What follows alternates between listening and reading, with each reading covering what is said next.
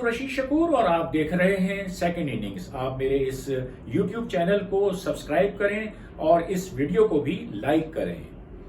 एक नहीं बल्कि दो बड़े अवार्ड्स। जी हां, पाकिस्तानी क्रिकेट टीम के कप्तान बाबर आजम आज आईसीसी के दो बड़े अवार्ड्स जीतने में कामयाब हो गए हैं।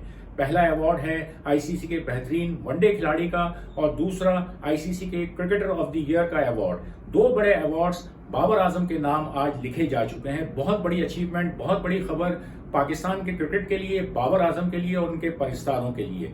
वजह क्या बनी है कि ये दो अवार्ड्स बाबर आजम ने जीते हैं।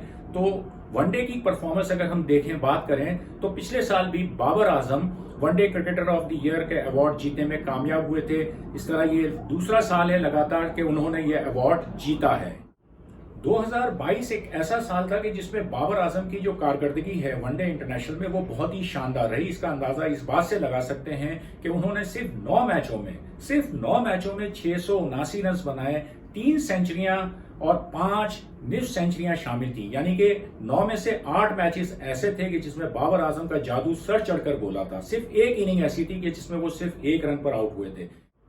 कप्तानी भी उन्होंने बड़ी जबरदस्त की और सिर्फ एक मैच पाकिस्तान हारा उनकी कप्तानी में वनडे इंटरनेशनल। तो ये थी बाबर आजम की कारकर्दगी वनडे इंटरनेशनल में। लेकिन जो सबसे बड़ा award ICC cricketer of the year का अवार्ड जो है बाबर आजम के नाम रहा, इसकी जो सबसे बड़ी वजह है वो उनका तीनों फॉर्मेट्स में जबरदस्त स्कोर करना है। तीनों फॉर्मेट्स में बाबर आजम ने मजमूई तौर पर 2598 रन स्कोर किए। जबरदस्त बैटिंग की उन्होंने, 8 सेंचुरियां और 12 निफ्ट सेंचुरियां उन्होंने बनाई तीनों फॉर्मेट्स में पूरे साल में। तो ये कारकर्दगी वजह बनी उन्हें ICC cricketer of the year का अवार्ड दिलाने में। पाकिस्तान के दूसरे खिलाड़ी हैं बाबर आजम, जिन्होंने ये अवार्ड हासिल किया है। पिछले साल 78 विकेटें तीनों फॉर्मेट्स में हासिल की थी शाहीन शाह अफरीदी ने और वो ये अवार्ड जीतने में कामयाब रहे थे। मोहम्मद यूसुफ एक ऐसे खिलाड़ी थे जिन्होंने 2006 की शानदार कारकर्दगी पर test cricketer of the year का अवार्ड जीता था और फिर 2017 में Hasan Ali emerging cricketer of the year करार पाए थे। तो ये पाकिस्तानी खिलाड़ियों की शानदार कारकर्दगी है जिसका उन्हें रिवॉर्ड मिल रहा है। अवार्ड की सूरत में आईसीसी उनको रिकॉग्नाइज कर रही है, उनकी सलाहियतों का एतराफ कर रही है।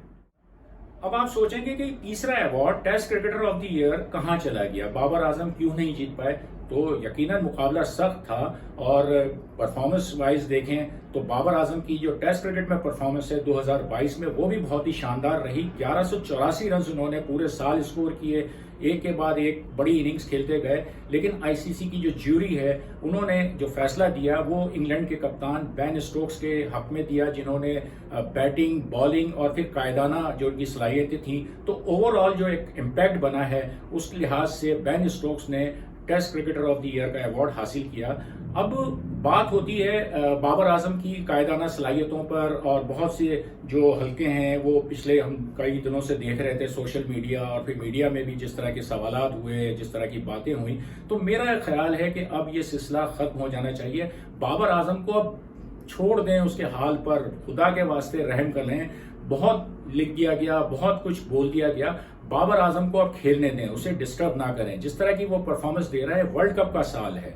मैं अपनी इस गुफ्तगू का जो इख्तिताम है वो हमारे एक प्यारे दोस्त हैं, सहाफ़ी दोस्त हैं रिजवान अली, जिन्हें हम प्यार से जोजी कहते हैं, उनके इस ट्वीट पर मैं खत्म करना चाहता हूं जिसमें उन्होंने कहा है कि बाबर आजम की कायदाना और उनकी जो बैटिंग सलाहियतें हैं उस पर कभी भी किसी को डाउट नहीं होना चाहिए।